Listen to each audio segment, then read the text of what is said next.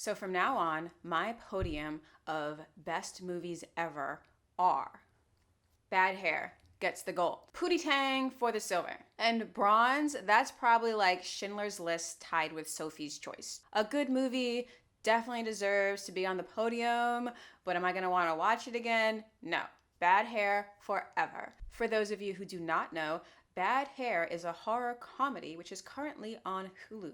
It was written and directed by Justin Simien, who did Dear White People. This gentleman is fantastic. This movie was so entertaining. To sum it up very briefly, our lead, Anna, played by Elle Lorraine, who does a fantastic job, is working in a production company in 1989. It's sort of like a BET kind of production company. She's working on music videos and working with the Black community. You'd think that Anna could have her natural 4C hair, but no, she is strongly encouraged to get that fixed.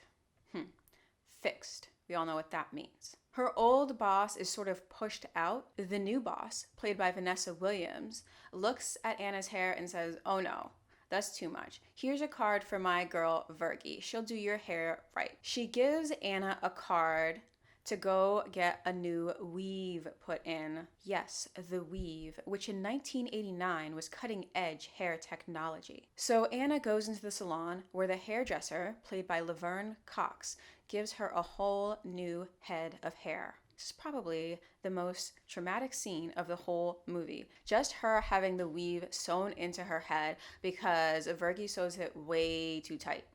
And we'll see why in a minute. At first, Anna's new hair is incredible. She loves just whipping it back and forth. We all know how that is.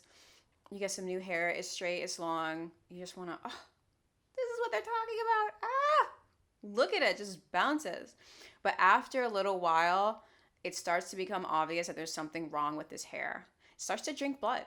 First, it's just a little bit of blood off her plate, and then it's full on people. The first few people that the hair eats, I mean, it's not so bad. It's like, whatever. Maybe they deserve to get eaten by some hair. But after a while, this hair gets out of control and really just goes on a killing spree. That's pretty much the movie. That's pretty much Bad Hair. I'm not going to ruin too many things for you. A lot of people who do not have natural hair like that might think, oh, that is a comedy. For me, it was more horror. I really cringed when I saw that scene at the salon with the blood and she's tender-headed. Oh, it's too much for me. I'm thinking, would I rather have this weave sewn into my head or take a train to Busan? First off, let me start by saying that this movie was well directed.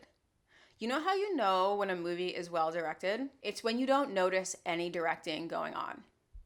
The same thing with acting. You know when something is well acted if you do not notice that the actors were acting. Both of those things happen in this movie. The actors all did a fantastic job. Shout out Vanessa Williams, shout out Ella Rain, shout out Blair Underwood and Usher, shout out Kelly. Kelly was in this. Kelly killed this role. She did a fantastic job. The actor who played Julius, which is the no good boyfriend, he did a great job because I could not stand him. I was like, hair, get him, get his ass. He's supposed to be completely unlikable. Even though his character had some great hair himself, it was really well sculpted.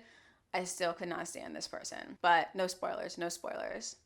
Yeah, the no good boyfriend gets eaten. There were some themes in this movie that were just so well addressed. Authentic versus corporate. Because Anna is really trying to fit into this corporate environment. She's being told that she has to sacrifice her authentic self. Not just her hair, but her overall personality, so that she can climb the corporate ladder. Two things I will say about this. One, I did not have so much sympathy for Anna's old boss, who took her idea for a show, made it a big show, and didn't promote her. I was like, hair, get her. Get her. I don't care if she's got authentic, natural locks. Get her hair. Eat her.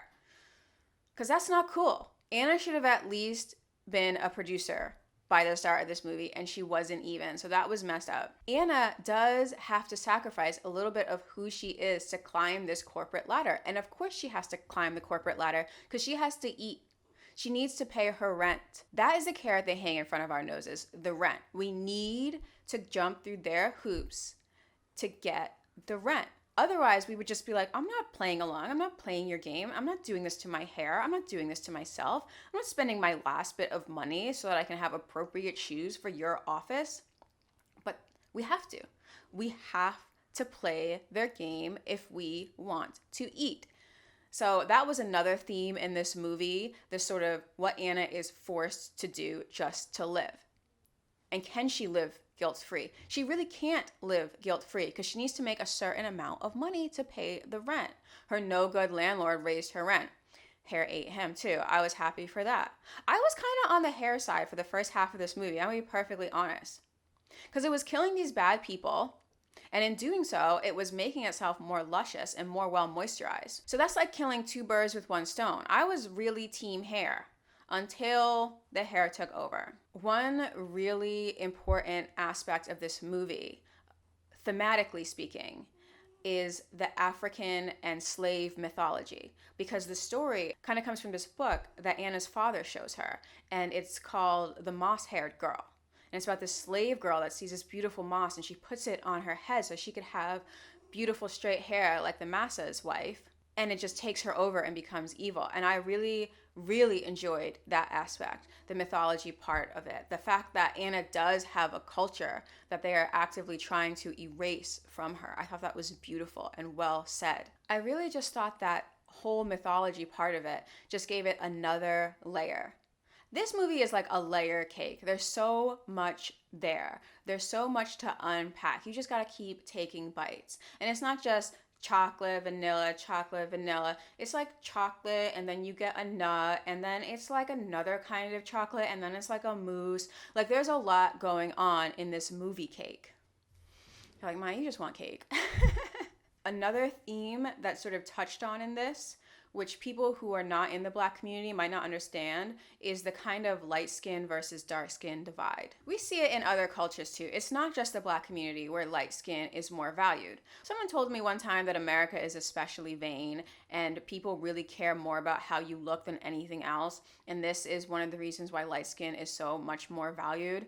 I suspect it's because light skin also have more access to resources, especially if they're mixed. They have more access and more likely to have connections within the white community. I think in the case of bad hair, there's a lot of that because the person they're talking about, Vanessa Williams, shout out Miss America 1984, absolutely gorgeous, iconic Vanessa Williams, plays the new boss. And she's obviously very light skinned. She's got the beautiful green eyes. In this movie in particular, she's a former model, so she has more access to powerful people than the dark-skinned girls with the kinky hair. And it's because the beauty industry really preferred girls who looked like her for the longest time. I'm so happy that that is changing, that there are a lot more dark-skinned actresses out there. We also see all over the world, in some countries such as Haiti, there is a whole conflict between light skin and dark skin because they made the light skin, the mixed people, as a buffer. And when I say they, I mean the overlords, the white masters, made the light skin as a buffer to the full Africans. And we see that sort of dynamic play out a lot, not just in race, but in class as well, that the upper crust will give something to those just beneath them so that those just beneath them have something to lose, so that they work to keep those crumbs and they work against their own people, maybe the Africans, maybe the working class, so that they can keep their privileged position. There was one thing I really loved about this, and I think it was intentional. I'm not sure if it was intentional or not, but the fact that this hair was sucking people's blood, it was sucking people dry. I just thought that was a wonderful metaphor because what is hair if not something that costs so much money?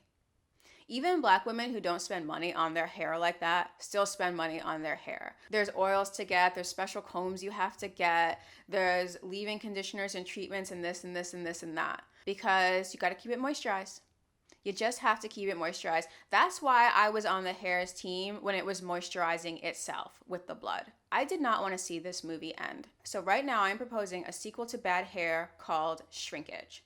Think of it kind of like Tales from the Hood meets Thinner. Okay? So if you like that idea, Justin Simien, call me. We will work it out. Overall, I think this movie was really well done. It was funny, it was scary, and it really made you think. I would recommend this to anybody looking for a wonderful movie this Halloween. Check it out, Bad Hair on Hulu. Subscribe.